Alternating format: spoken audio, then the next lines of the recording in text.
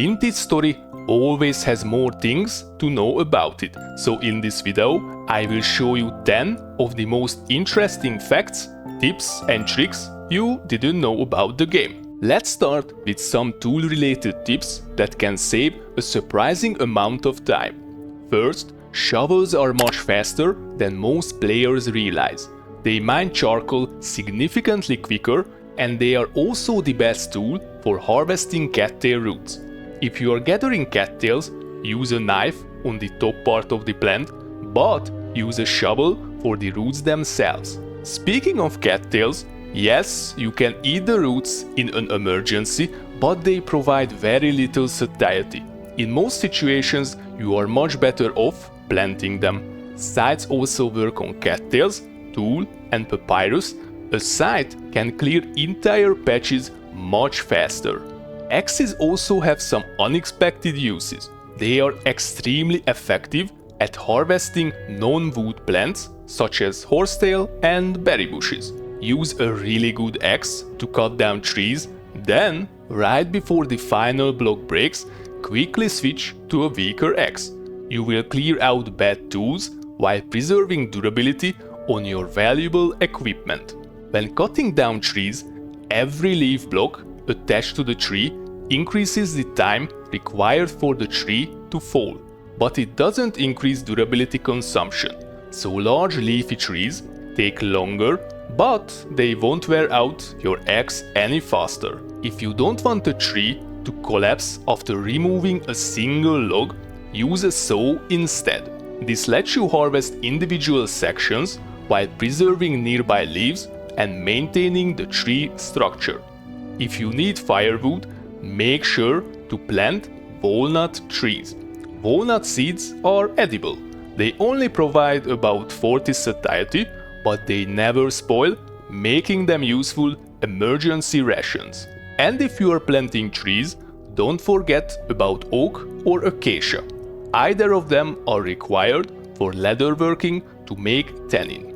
Finally, spears automatically reload into your hotbar after being thrown if you have extras in your inventory. Throwing spears also deals more damage. Fire is one of the most important tools in Vintage Story, but it's also surprisingly dangerous. One convenient trick is that you can light entire stacks of torches using a fireplace. This makes preparing for cave expeditions much less tedious.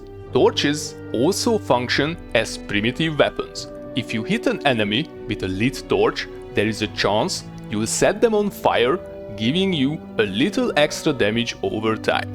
Many players don't realize that placed torches eventually burn out. However, if you periodically break and replace them before they expire, they won't burn out permanently. If a fire gets out of control, watering cans can extinguish flames. That's especially useful because it's incredibly easy to accidentally ignite nearby wooden blocks. In fact, if you have ever tried lighting a campfire and clicked just a few pixels off target, you have probably discovered how quickly an entire wooden house can catch fire. One final cairn-related tip: peat and coal actually burn for shorter durations in peat cairns. And from one of the previous videos, we already know that peat is the king. Smithing is one of the most important progression systems in Vintage Story, and there are a few tricks worth knowing. For starters, furnaces can hold 4 ingots at once. If you have been smelting 2 at a time, you are making life much harder than it needs to be. You can also place a torch holder near your furnace to relight it much faster whenever it goes out. Brass torch holders are relatively cheap and save a lot of annoyance over time. Whenever you acquire enough metal, immediately craft a replacement pickaxe and hammer and store them somewhere safe. If you lose your only pickaxe and hammer while deep in progression, you can end up effectively sent back to the Stone Age. Another useful trick is creating fire clay from calcined flint. Since flint can be cooked in bloomeries, you can eventually establish a self-sustaining cycle that provides additional fire clay without needing to constantly search for natural deposits. And here is one weird detail: the gold fox isn't crafted the same way as most other foxes. Unlike other foxes, you can't simply pour gold into a fox mode. Whether that's intentional or a hidden feature, it's one of those odd little vintage story mysteries. Food management becomes increasingly important as your world progresses. One of the best travel tips involves pies. Slicing a pie doesn't reduce its freshness at all, so it's often worth slicing it before leaving home. This can save inventory space and make meal management much easier. Pies also have another advantage: they don't leave you carrying around extra bowls and cooking pots after every meal. If you are producing compost, dough is incredibly useful. Most foods don't convert to rot efficiently, but dough rots at a 1-to-1 ratio, making it one of the fastest methods for generating compost material. Using flax grain for dough is especially effective. It may provide less nutrition than other grains, but it still produces the same amount of rot when it spoils.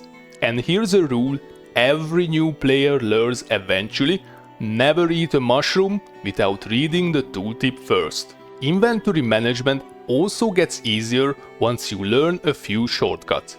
If you have a bowl in your inventory, you can pick up the bowl and click directly on a crock or cooking pot to transfer food.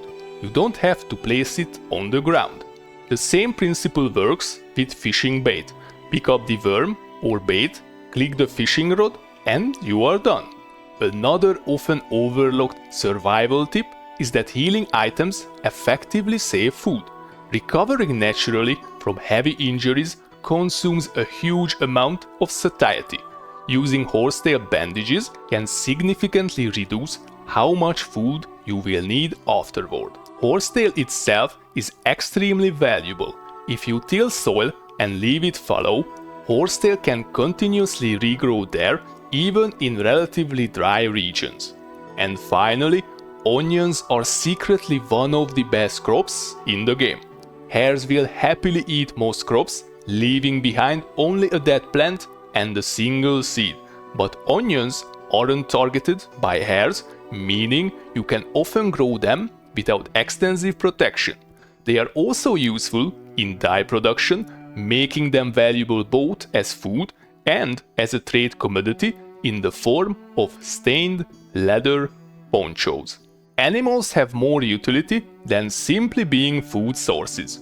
A simple 2-block deep trench can function as an effective trap for wild game around your base. It's cheap, requires minimal setup, and can provide a steady source of meat. Many players also don't realize that wolves can essentially be tamed in vanilla vintage story.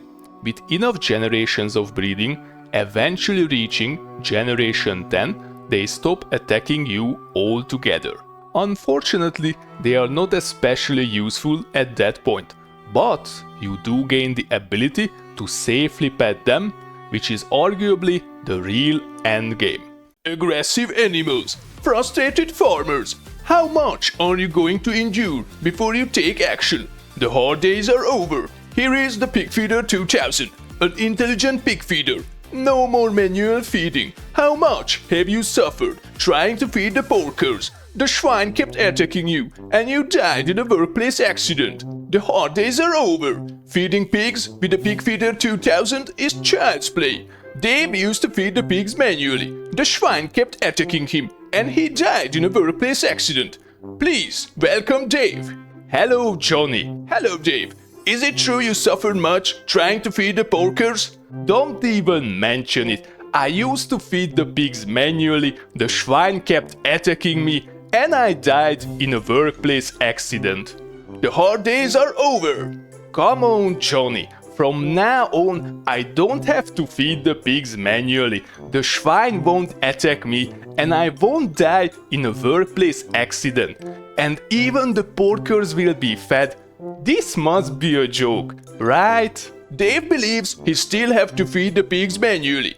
Dave, I have good news. Here is the amazing Pig Feeder 2000. And with it, feeding the pigs is child's play. Pig Feeder 2000. Oh, that's right, the Pig Feeder 2000. An intelligent pig feeder. Use the Pig Feeder 2000 and you don't have to feed the pigs manually. The swine won't attack you and you won't die in a workplace accident. And how do I connect it to the power? The Pig Feeder 2000 is completely green. It doesn't consume any power. I don't believe it, Johnny. I don't believe it. Dave doesn't believe in it. How could he, when we still didn't convince him about the efficiency of the Pig Feeder 2000? Let's test it. We insert the food in the container and that's it. It's unbelievable. You are a wizard, Johnny. I can't wait to buy it. Dear viewers, I have an amazing news. We are giving out a Pig Feeder 2000 to the subscribers. You don't have to feed the pigs manually. The swine won't attack you and you won't die in a workplace accident. How much is the new Pig Feeder 2000? Instead of 100,000 rusty gifts, for only 99,000 rusty gifts plus tax, it can be yours. This kind of offer only happens once per lifetime. Make sure to get it. Storage space is always limited in the early game, but there are a few creative solutions. One of the cheapest storage methods in Vintage Story uses campfires. As long as you have 4 logs and some grass, you can create a campfire, remove the logs, and then use both internal slots as storage containers. It doesn't matter whether the items are fuel or food, they will sit there just fine. Cooked food stored in campfires also receives preservation benefits somewhat similar to basic basket storage. If you build a small cellar full of campfires, you can squeeze a little extra life out of your food supplies. Here's another slightly cheesy trick. Your crafting grid can function as temporary storage. Need room for 9 extra items? Put them into the crafting grid and simply don't close the inventory window. It's not elegant, but in an emergency, it absolutely works. Some of the best quality of life improvements come from keyboard shortcuts. Holding Shift in crafting windows allows you to process large batches of items much faster, whether you are chopping wood or breaking down ores. Holding Alt activates a free cursor mode, letting you right-click directly on the minimap to create waypoints without opening the full map. You can also zoom the minimap by holding Alt, hovering over it, and using the scroll wheel. Need a specific number of crafted items? Hold Ctrl and scroll over the output slot to quickly adjust quantities. Holding Alt during knapping, clay forming and smithing gives much finer control and makes detailed work significantly easier. Here's a fun detail. Flint knapping layouts placed on the ground always orient east-west relative to the map. Another useful inventory shortcut is left-clicking and dragging items across the crafting grid to evenly distribute stacks. And finally, you don't actually need to hold right-click continuously when panning bony soil or sand. Resource gathering becomes much easier once you understand how word generation works. Charcoal is effectively the only truly renewable fuel source in the game. Nearly every other major fuel eventually runs out. The Ore Deposit Wiki is an incredible resource because ore generation is tied directly to specific rock types. Understanding which ores spawn in which rocks can save hours of random mining. For example, borax only generates in surface layer rock formations. That means there is usually no reason to dig deep when searching for it. And if you are struggling to find lime, don't panic. Limestone, chalk, marble, and even seashells can all be processed in a quern to produce lime. A few quick miscellaneous tips before we finish. Some areas of the world are permanently temporarily unstable. If you find one of these locations, avoid building your main base there unless you enjoy constant temporal storms and insanity. Traders also tend to spawn in a rough grid-like pattern. Once you begin identifying that pattern, you can often make educated guesses about where undiscovered traders might be located. And one final building tip: avoid crude doors whenever possible. 2 wattle gates can often accomplish the same job more effectively, and hay blocks are another quick option for sealing spaces temporarily. And finally, let's end with some features that aren't particularly useful but are still fun. If you throw a stone at the surface of a pond or lake at the right angle, it will actually skip across the water. It's a tiny detail, but it's one of those little touches that makes Vintage Story feel alive. Also, that decorative layer of sticks item isn't just visual, it's a real craftable block. Because it isn't a solid block, smoke can pass through it. However, it won't seal a room, so don't expect it to replace proper walls. I hope you enjoyed this video of 10 things you didn't know about Vintage Story, including facts, tips and tricks. If you did, make sure to press the like button, subscribe to see more content like this, and I'll see you next time. Bye!